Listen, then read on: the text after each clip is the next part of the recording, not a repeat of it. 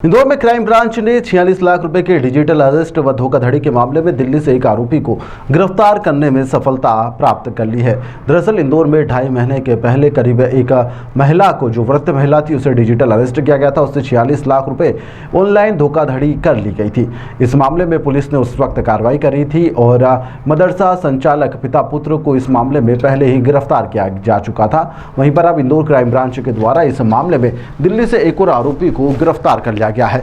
ऋतिक जाटो उसका नाम है, जिसे गिरफ्तार करते हुए उसे इंदौर लाया गया है। सरगना विनोद के कॉल सेंटर पर वह काम करता था, जहां पर लोगों को डिजिटल अरेस्ट के नाम पर धोखा देकर ऑनलाइन ठगी का वह शिकार बनाया करता था। क्राइम ब्रांच ने दिल्ली स्थित कॉल सेंटर पर छापामार कार्रवाई करी।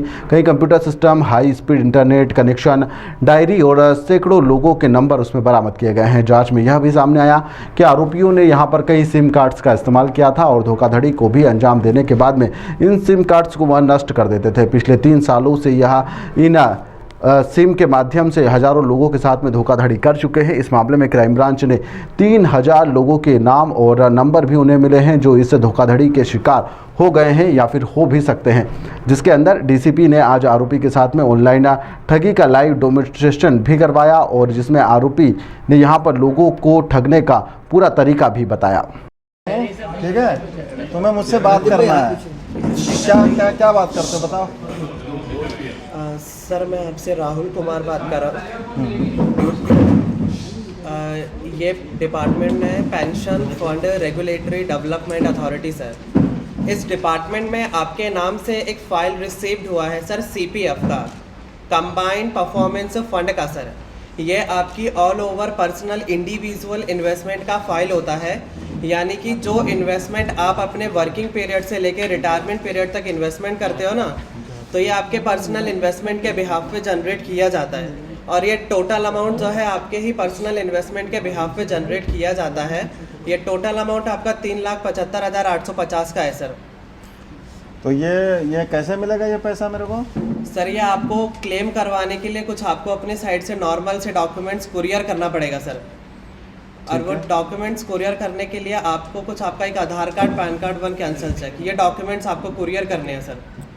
ठीक है, तो मान लीजिए मैंने कर दिया, फिर आप क्या करेंगे? तो कुरियर करने के बाद जो है आपको मैं कुरियर जैसे आप कर देते हैं तो यहाँ से मैं आपका जो है कॉल यहाँ से कनेक्ट। अब ये हमारी टीम जो है पिछले 3 महीने से इसमें लगातार काम कर रही है और मैं इनको बहुत बहुत बधाई देना चाहूँगा। ये दिल्ली में भी जा कर के इन्होंने 15 दिन से ये कैंप किए थे और वहाँ पर लगातार जितने कॉल सेंटर थे उनका इन लोगों ने गहन रोज़ उनको जा कर के सर्च करते थे और अल्टीमेटली जो लोकेशन हम लोगों ने बरामद करी थी उस लोकेशन पर जब ये गए तो इसमें हमारी जो टीम के जो उपनिरीक्षक हैं श्री लोहारिया जी और इनके साथ में टेक्निकल सेल के एक्सपर्ट हैं हमारे हिमांशु सिसोदिया और ये मैडम नीलम के नेतृत्व में ये लगातार इसमें हम लोग नज़र रखे हुए थे और इसमें काफ़ी टेक्निकल इसमें एनालिसिस की है।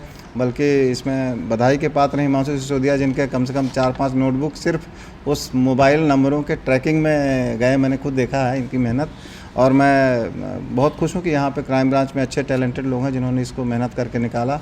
संभवतः कॉल सेंटर को अभी तक हम लोगों ने पकड़ा नहीं था, तो ये पहली बार है जो हम लोगों ने कॉल सेंटर को भी पकड़ा है और अब इसमें जो डिजिटल अरेस्ट करने वाली टीम में है उस तक भी हम लोग पहुँच जाएंगे, हमें इसका पूरा भरोसा है। टीम को कोई इनाम देने की घोषणा? डेफिनेटली मैं सीपी सर से गुजारिश करूँगा कि वो अपने स्तर पे इनाम दें और मेरी तरफ से तो मैं इनाम दूँगा। इंदौर में तो मुझे लग रहा है कि इंदौर में नहीं पकड़ा है, बाकी अन्य क्षेत्रों में भी हो सकता है पकड़ा गया हो, लेकिन यहाँ पे कॉल सेंटर में जो कॉलर हैं और सही व्यक्ति को पकड़ना, और ये इसने स्वीकार भी किया, आरोपी ने प्रथम दृष्टया स्वीकार भी किया कि वो इसी तरह के काम लगातार करता रहा। दूसरे लोगों को जो है जो दिल्ली में जो आसपास लोग जो हैं बैठे हुए थे उनको ये पता चलता था कि ये कॉल सेंटर है किसी कंपनी के नाम से, उन्होंने कोई फर्जी कंपनी का बोर्ड भी लगा रखा था, तो वहाँ पे ये पता नहीं चलता था कि ये कॉल सेंटर में क्या काम हो रहा है, तो लोग भी भ्रमित रहते थे, उसका ये फ़ायदा उठाते थे। उनको ये नहीं मालूम था, इवन लोकल पुलिस को भी नहीं पता चलता था क्योंकि ये लोकल में बात ही नहीं करते थे। इनके जो कॉलर रहते थे वो देश के दिल्ली छोड़ करके अन्य जगहों पे होते थे, इसलिए ये जल्दी ये पकड़ में नहीं आते थे। दिल्ली पुलिस से भी इस संबंध में बात हुई थी तो उनका भी ये कहना है कि उन्हें ये कभी पता ही नहीं चला कि इस स्थान से ये फ्रॉड कॉल हो रहे हैं। ये इसके उसका नाम है ऋतिक जाटव नाम है। वैसे बेसिकली यूपी का रहने वाला है। ये बेसिकली ये और इसके 5-6 साथी मिलकर के कॉल करते थे।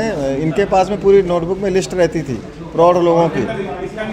कॉल सेंटर इसके सरगना विनोद कुमार का था, जिसमें ये काम करता था।